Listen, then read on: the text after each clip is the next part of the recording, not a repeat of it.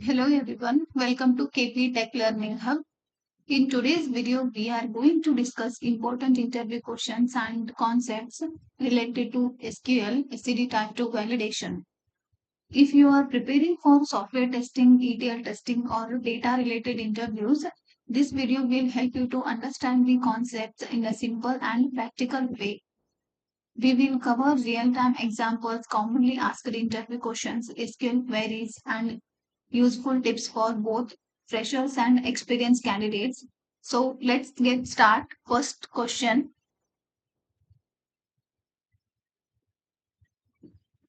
what validations do you perform in SCD Type 2? Answer: in SCD Type 2 testing, I validate new record, insert historical data maintenance, active and or inactive flags, start and end dates, surrogate key generation, duplicate active records, and ensure that new versions are created only when source data changes. I also verify record counts and data consistency between source and target tables. This is validation to the do you perform in SCD type 2. In SCD type 2, in this we have two types, initial load and incremental load. First we will see initial load. Initial load is the first time data load where all records from the source system are related into the target table. Why initial load? To populate the target table for the first time, creates the baseline data set for future incremental loads, visually performed during the initial ETL deployment. Initial load validations. These are the validation points. This is the expected result.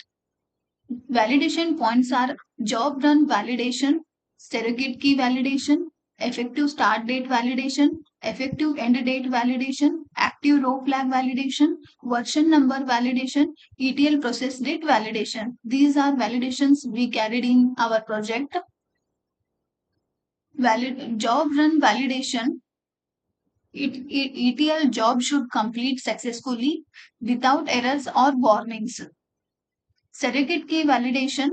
Surrogate key should be generated automatically, should be numeric, unique, and in sequential order. Effective start date validation. ETL effective start date should be equal to ETL process date. Effective end date validation. ETL effective end date should be greater than ETL effective start date. Usually set the date default date will be mentioned. Usually date will mentioned in STTM. If not mentioned, then we have to take 31st December 2099 as specified in STTM. Active row flag. All records should be have active flag A. Version number validation. All records should have version number 1 because this is the initial load.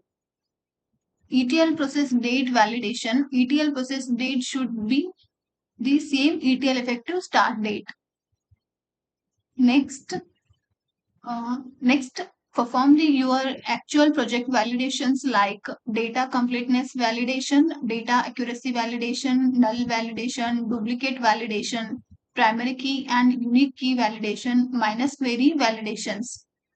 Next, we will see incremental load. Incremental load is the process of loading only the newly added or modified records from the source system to the target system instead of loading the entire dataset every time. Why incremental load? Reduce the load date time, improves the performance, minimize the resource usage, suitable for large volume of data, reduce load time, improve performance, minimizes the resources usage, suitable for large volume data. Next, these are the validations point for the incremental load and expected result. Job execution validation, surrogate key validation, effective start date validation, effective end date validation, the row flag validation, version number validation, ETL process date validation. Job execution validation. ETL job should complete successfully without errors or warnings. Check the job logs and status. Surrogate key validation. Surrogate key should be generated automatically, should be numeric, unique, and in a sequential or incremental order. Effective start date validation. ETL effective start date should be equal to ETL process date for newly inserted records. Effective end date validation. New record end date should be future default date 31st December 2099. Updated record end date should be ETL process date minus 1 day. Active row flag validation. New active records A. New active row records for A. Historical and updated records for H. Version number validation.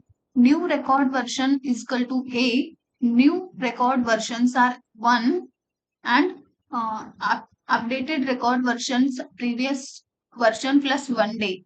Updated records are incremental maximum with 1. ETL process date validation. ETL process date should match with ETL effective start date for active records.